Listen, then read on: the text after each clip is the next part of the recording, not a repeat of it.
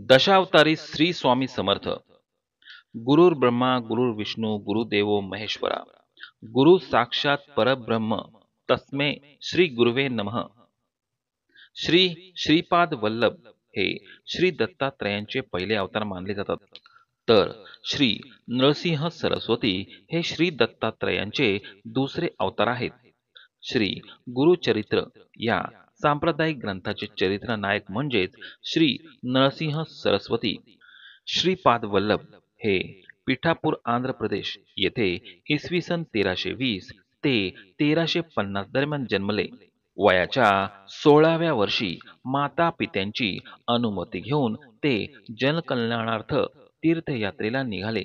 त्यावेळी माता पित्यांना अतिशय दुःख झाले, कारण त्यांची पहिली दोन्ही मुले एक अंध व एक अपंग अशी होती. श्रीपाद वल्लभांनी माता पिता यांना सांगितले की ब्रह्मचर्य हाच माझा आश्रम आहे.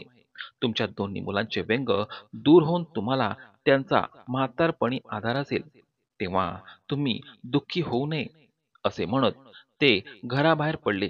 ते फिरत फिरत कुरवपूर येथे आले. तेथे त्यांचा 22 वर्ष निवास होता. तेथे त्यांनी अनेक चमत्कार करून लोकांचा उद्धार केला. त्यांची अवतार समाप्ती कुरवरपूर येथेच गुरुद्वारशीच्या दिवशी झाली.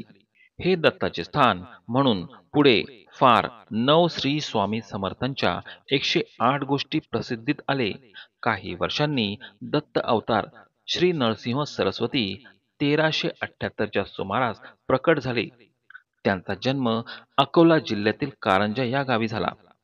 त्यांनी मुंज झाल्यावर तीर्थाटनास सुरुवात केली. प्रथम काशी क्षेत्री जाऊन संन्यासाश्रमाची दीक्षा घेतली.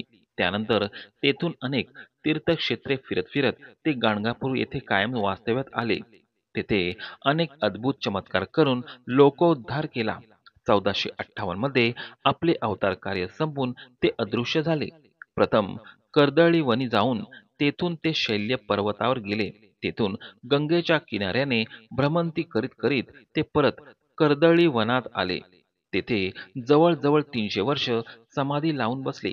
ज्यावेळी गाणगापूर येथे आपला अवतार समाप्तीची वेळ आली, तेव्हा त्यांनी आपल्या सर्व शिष्यांना जवळ बोलावले आणि त्यांना सांगितले, पत्रे आणावी विस्तृत, पुष्पे असावी सुगंधित, पुष्प नौका करून त्वरित आम्ही जाऊ पैलतीरा. सर्व शिष्यांनी आपल्या गुरुची आज्ञा पाळली. सर्व तयारी केली, परंतु सर्व शिष्यांच्या मनात कालवा कालव सुरू झाली. प्राणप्रिय गुरुचा सहवास आता मिळणार नाही. दुःखी जनांचे अश्रू आता कोण पुसणार? आता सद्गुरूंचे दर्शन होणार नाही. म्हणून भारावलेल्या डोळ्यांनी सर्वांनी त्यांना निरोप दिला. नौकेत बसल्यावर श्री नृसिंह सरस्वती म्हणाले, आम्ही राहू कर्दळीवनी, परिगुप्त गाणगा भुवनी, विरह नसावा मनी, असू तुम्हा जवळीच. क्षणार्धात नौका डोळ्यासमोरून गेली.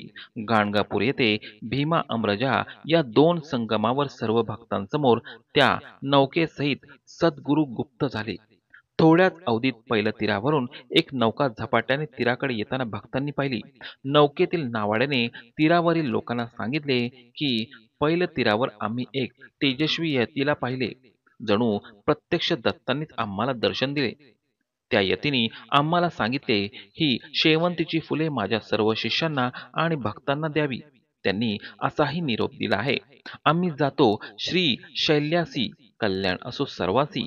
शिष्यांनी ती शेवंतीची फुले ओंजळीत घेतली व जड अंतकरणाने ते मठाकडे निघाले. श्री नृसिंह सरस्वतींचा अवतार समाप्तीचा दिवस शिशिर ऋतूमध्ये माघ वद्य प्रतिपदेचा तो दिवस शुक्रवार होता. गुप्त होताना त्यांनी आपल्या पादुकांची स्थापना गाणगापुरात केली. आजही त्या दिवशी तेथे मोठी यात्रा भरते. हजारो भक्त दर्शन घेण्यासाठी तेथे जात असतात. गाणगापूर हे दत्ताचे मुख्य स्थान मानले जाते.